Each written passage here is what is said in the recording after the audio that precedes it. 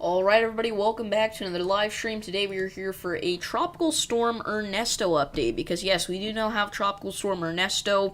This is just off to the east here of some of the Antilles, Puerto Rico, this whole area. We are expecting a major hurricane out of this later down the line to be a potential. So today we're going to be breaking down Tropical Storm Ernesto and everything that you need to know about it. So I'm going to go on and quickly pull up stream chat, so if anybody has any questions about their location, feel free to leave those down below. But we have got ourselves a lot to talk about today, and not a super long time to do it. I'm not going to be able to be here for very long, but I'm going to try to answer as many questions as possible. So please, if you do have any questions about Tropical Storm Ernesto, please do make sure that you are leaving those down in the chat below, because that is the whole goal with this stream here, is to help people out. So what's up, Gooseman? What's up, Mr. Storm? Mr. Storm, I did just want to quickly say thank you. You gave me the idea to do the scrolling text, because yes, we do now have that up there. I don't know what that was. I was like, but we do have the scrolling text up at the top of your screen. So if you guys like that, make sure to let me know. But anyway, we've got ourselves Tropical Storm Ernesto, again, soon to be Hurricane Ernesto, and potentially even Major Hurricane Ernesto. And we are expecting it to, by later tonight, alright, around 1 a.m., to have some sort of impact on the Antilles here, alright? It's going to be just off the coast here of some of our Antilles. We're going to be talking about areas like the Leeward Islands getting impacted, and the actual landfall is going to be somewhere early tomorrow morning, most likely, very early, alright? So it's likely going to make landfall as somewhere between a 45 and 50 mile per hour storm with 60 to 65 mile per hour sustained winds there. So look out for that, obviously, if you are here in the Antilles, but it's nothing you haven't seen before. Puerto Rico, we have these tropical storm warnings out already, and we are expecting a bit of a stronger system by the time it reaches you, with sustained winds of 60 miles per hour and maximum gusts up to 70 miles per hour. Now, if this system does undergo very quickly rapid intensification, we could see a Category 1 landfall potentially, or a Category 1 at least approach Puerto Rico, but I'm not so sure that that's likely. There's not a lot of time for this system to do that, but it is a potential, so we'll continue to keep you guys updated on that. We are expecting this to be a hurricane by this would be, what would the 15th be? Would that be Thursday? Yeah, that'd be Thursday at around 1 a.m., right? With 80 mile per hour sustained winds, 100 mile an hour gusts, all right? So likely actually closer to kind of the Wednesday evening time frame is whenever we're going to see this officially become a hurricane. Then it strengthens even more and becoming a Category 2 hurricane by the time that we get closer and closer to Bermuda here. Again, we're going to be dealing with potentially a major hurricane, all right? We're expecting sustained winds of 110 miles per hour, and that is 1 mile per hour off of a Category 3, but 110 mile per hour winds and 111 mile per hour winds, obviously you're not going to be able to tell a difference between those. It's just important to know that this is going to be a very intense hurricane whenever it makes its way towards Bermuda, and a Bermuda landfall is definitely possible. You are definitely in the cone of uncertainty, so Bermuda, look out, make sure that you are preparing right now. We're kind of thinking maybe a weekend time frame landfall, but we're still a little uncertain and a little fuzzy on all the details there. So this is what the GFS model is showing here for Tropical Storm Ernesto. We no longer have to call it Potential Tropical Cyclone 5. It is officially a tropical storm.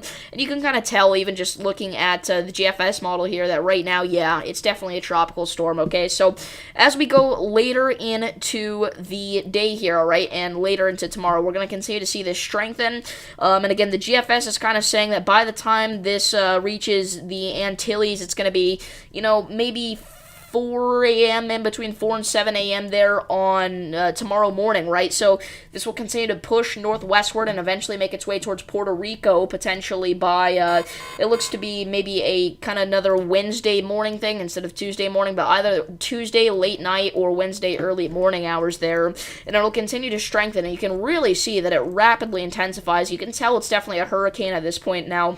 The new run of the GFS is still coming in, but if we take a look at the 12Z, I don't know why I said it like that, the 12Z, but anyway, if we take a look at the 12Z, we can see that it has this thing rapidly strengthening once again as it approaches Bermuda, and the GFS is saying, again, we could have a major hurricane make its way towards Bermuda. I mean, that is a textbook hurricane signature there on the GFS model, all right? Obviously, we got our eye wall, we got our outer bands. It is looking perfect, all right, which is not a good thing. Now, the GFS is is saying that this goes just off to the west of Bermuda, but obviously this would be close enough to still see some major impacts in Bermuda in terms of damaging winds, storm surge, and flooding. So look out for that. And the GFS is saying, hey, maybe even it strengthens a little bit more after leaving the Bermuda area. And actually, some of the far outer bands may even bring some light rain to maybe kind of Cape Cod, the Long Island area. Just some sprinkles, maybe some interesting rip currents for sure. But this system continues to push northward and eventually makes its way towards the Newfoundland area. We are not expecting a U.S. landfall with this system. That's important to know. We think it's going to stay off to the east of the United States. It is, however, going to impact Atlantic Canada and Newfoundland, most likely, though. Once again, I don't know why I'm having struggle. Oh my goodness. I don't know why I'm having trouble speaking today. But that's what the GFS model is saying there. So if we take a look at the European, we can actually not see the composite reflectivity on Radar Omega here with the European, but we can if we go ahead and bring that up on mobile. So let me bring that up on your screen here really quickly. There we go. Then we're going to switch things over to the Euro, and come on, there you go. So we can see that the European has this becoming a pretty strong system after its Antilles impacts, but before the Antilles impacts, it really doesn't even show this becoming that strong, like barely even, tropical depression strength, which is interesting, because it is already a tropical storm. So the European may be a little bit conservative, it looks like, with some of its kind of measurements here, so keep in mind whenever we're seeing this, that the system may actually be a little bit stronger than what the European is saying, but it does have it making a beeline towards the Bermuda area once again.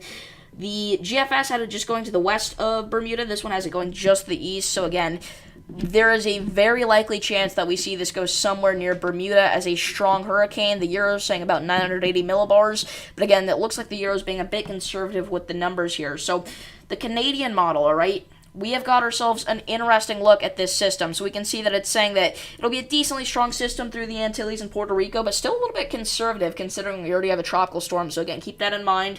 And it has this actually being a pretty weak hurricane by the time it makes its way towards Bermuda.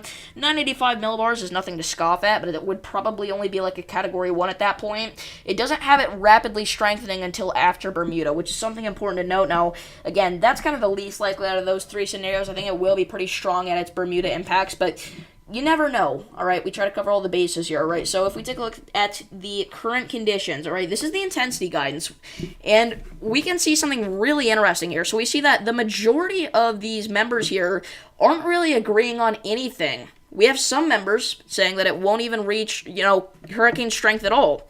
We have other members saying that it will be a Category 4. Now, there's not even, a point where some of these models meet together, right? We have a little bit of agreement here in the high-end Cat 2, mid-range Cat 2, up to a low-end Cat 3 zone, but that's still only a few of our members. We have tons of members scattered all over this plot. Nobody has any confidence, it seems like, on how strong exactly this system's going to be. Again, I would place my money somewhere in the high-end Category 2 range, low-end Category 3. I kind of like what a lot of these members are saying here, but still, interesting to see that there's not much agreement on that. Now, this is the model track guidance. Again, Bermuda, look out. All right, you can't really see Bermuda on this plot, but it is that little speck right in there. A lot of these have this system going right over Bermuda. So again, please make sure that you are being careful if you're in Bermuda. Preparing now, you know your hurricane evacuation plans by this point. And again, I'm not saying that you're going to have to evacuate because this will not be the most intense storm you've ever experienced. However, it could pack a punch again with destructive winds, storm surge, and flooding rains. But again, we're still a little fuzzy on all those details. But we are expecting that impact to be sometime around Saturday afternoon as of right now. But again, I would just say sometime during the weekend. I don't think that we can be so confident and just say, Saturday morning or Saturday afternoon, because I don't think that getting that specific is really going to help, because we don't know if it's going to be at that time yet, right? So that is the model guidance and what the model track intensity says, the model track guidance says. So let me catch my breath here. Again, if anybody has any questions, just make sure to leave those down below. But, how's everybody's day going? Give me just a minute, everybody. I'll be right back.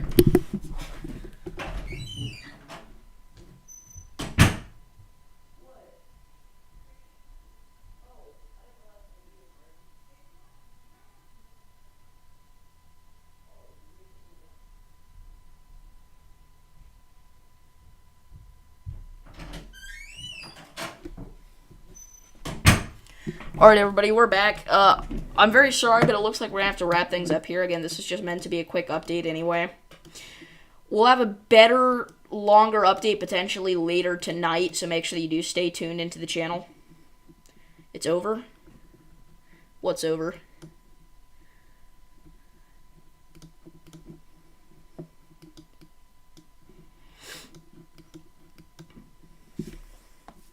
What's over? I'm confused.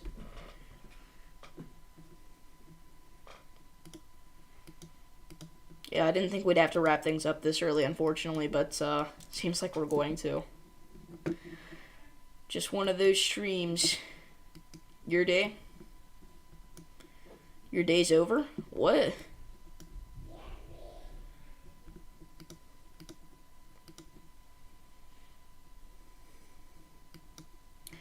But yeah, we will be back later tonight for another update on Ernesto here. And maybe even some severe weather coverage. We do have a few severe storms firing off in Colorado. I said, how's everybody's day? Your day's over. Okay, I get it. I don't know why that took me so long to process. But yeah, thank you all for tuning into this live stream again. I'm sorry it was so short. I did not intend for it to be. But I'll see you guys all in the next one. Peace.